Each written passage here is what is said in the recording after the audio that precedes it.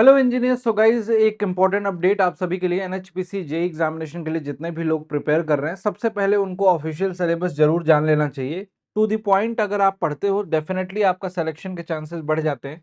तो गाइज यहाँ पे मैं आपको बताने वाला हूँ आज के इस पर्टिकुलर वीडियो में जो वैकेंसीज आई हुई हैं आपके एनएचपीसी जेई में, जिसमें जूनियर इंजीनियर सिविल की भी पोस्ट है। यहाँ पे देख सकते हो टोटल नंबर ऑफ पोस्ट यहाँ पे 109 है टोटल। जो लोग अभी नहीं जानते इस वैकेंसी के बारे में जान लें। जूनियर इंजीनियर इलेक्ट्रिकल की जो वैकेंसी है वो 46 है गाइज।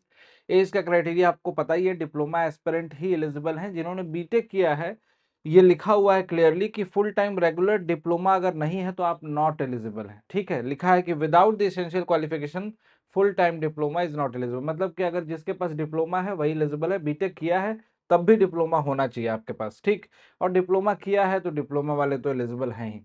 जूनियर इंजीनियर मैकेनिकल में भी यहाँ पे 49 पोस्ट हैं। और इसके बाद हमारे पास इलेक्ट्रॉनिक्स एंड कम्युनिकेशन डिसिप्लिन में भी यहाँ पे 17 पोस्ट है। तो गाइज यहाँ पे ना अगर सिलेबस की बात किया जाए तो सबसे पहले हम लोग जनरल इंटेलिजेंस एंड रीजनिंग की बात करते हैं। इसमें कौन कौन से पॉइंट आपको दिमाग में रखने पड़ेंगे, देख सकते हो गाइज यहाँ पे। इसमें आपको पूरा का पूरा सिलेबस लिखा हुआ verbal and non verbal type वाला। द टेस्ट में include question on analogies, similarity differences, space visualization, problem solving analysis and judgment, decision making, visual memory, discrimination, observation, relation concept, arithmetical reasoning, verbal and figure classification, arithmetical number series etcetera.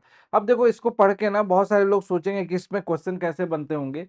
मैं आपको previous year question भी recommend करूंगा और in fact Telegram group में वो सारी चीजें share भी करता रहूंगा जो आपको रिलेवेंट क्वेश्चन और relevant paper, previous year paper जो है ऑफिशियल, चाहे कोई नोटिस आता है, वो सारी चीजें टेलीग्राम ग्रुप से प्राप्त करते रहिएगा। वहां से देखते रहिएगा कि किस टाइप के क्वेश्चन। और बेसिकली अगर आप एसएससी जेई को पढ़ रहे हो तो एसएससी जेई से सिमिलर है इसका सिलेबस, पैटर्न भी ऑलमोस्ट सिमिलर है, बस वेटेज जो है क्वेश्चन का जैसे थोड़ा सा अलग है। इसमें 140 टेक्निकल है और बाकी 30-30 नॉन टेक्निकल में दो सेगमेंट है। जनरल अवेयरनेस की देखिए तो यहाँ पे question will be aimed at testing the candidate general awareness. इसमें क्या क्या पूछा जाएगा यहाँ पे देख सकते हैं। Environment around him, her and its application to society. Question will also from design to test the knowledge of the current event. Current event से यहाँ पे क्वेश्चन पूछे जाते हैं। करंट अफेयर वाला पोर्शन यहाँ पे इंपॉर्टेंट है।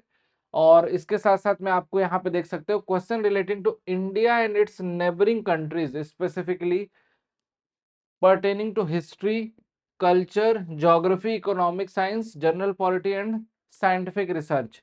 घबराना नहीं है, जनरल अवेयरनेस पढ़ रहे हो, पॉलिटी जो आपके एसएससी जेई के लिए पढ़ रहे होगे, आप रेगुलर बेसिस पे एग्जामिनेशन देते हो, वो पूरी की पूरी काम आएगी यहाँ पे भी।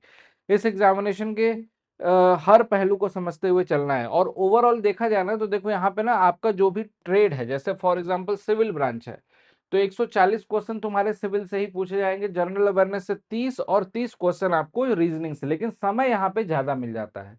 200 क्वेश्चन के लिए एसएससी जेई में आपको 2 ही घंटे मिलते हैं, लेकिन यहाँ पे आपको 3 घंटे का समय मिल जाता है, जिससे कि पेपर में क्वेश्चन छूटने की संभावनाएं कम हो जाती हैं। अच्छे से आपका पेपर अटेम्प्ट हो जाता है, बशर्ते आपकी प्रैक्टिस अच्छी रहेगी तो आप डेफिनेटली अच्छा परफॉर्म करोगे इस पर्टिकुलर एग्जामिनेशन में। तो इसी चीज का ख्याल रखना है गाइज आपको। सभी लोग, जितने भी लोग इस एग्जामिनेशन को देने वाले हैं, उन सभी को बोल रहा हूं, और जितने भी लोग इस वीडियो को देख रहे हैं ना अभी भी, उन सभी को बस इतना ही बोलूंगा गाइज कि आप लोग जो है कभी भी किसी भी एग्जामिनेशन की प्रिपरेशन कर रहे हो तो एक चीज हमेशा ध्यान ध्यान रखा करो कि कंपटीशन जो है डे बाय डे बढ़ रहा है। उस कंपटीशन के हिसाब से अपनी सारी तैयारी होनी चाहिए। एग्जाम से पहले पूरा सिलेबस फिनिश्ड, अच्छे से complete, revision complete, previous year के question complete, mock test complete, ये सारी चीजें हो जानी चाहिए। अच्छे से सिलेबस को कवर करना है तो आपके पास बैचेस भी हैं। शक्ति बैच है एनएचपीसी जेई के लिए, सिविल इंजीनियर्स के लिए है, इलेक्ट्रिकल इंजीनियर्स के लिए है और साथ साथ में मैकेनिकल इंजीनियर्स के लिए है। 15 तारीख से नया बैच प्रारंभ हो रहा है और इस बैच में जरूर एनरोल कर लेना। लिमिटेड सीटें हैं, बैच जल्दी ही क्लोज भी हो जाएगा। लोवेस्ट प्राइस का बैच है, सबसे कम प्राइस में रखा गया है, सभी ब्रांचेस के लिए है। जल्दी से जाइए, एनरोल कीजिए और अपनी पढ़ाई को स्टार्ट कीजिए गाइज, विलंब मत कीजिए। अदरवाइज कहीं ना कहीं आपको लास्ट टाइम पे हर एग्जामिनेशन को फॉर्म भर के और यही रियलाइज होता होगा कि बस फॉर्म भर के देने गया, इतना सारा पैसा वेस्ट किया, समय बर्बाद हुआ, कुछ हासिल नहीं हुआ। एक बार अच्छे से शिद्दत से पढ़ाई करके देख लो, अटेम्प्ट करके देख लो, जो कमियाँ हैं उसको फुलफ़िल कर लो, टेक्निकल, नॉन टेक्निकल सारी क्लासेस आपको इसमें मिल जाएँगी, रिकॉर्डेड भी, लाइव भी।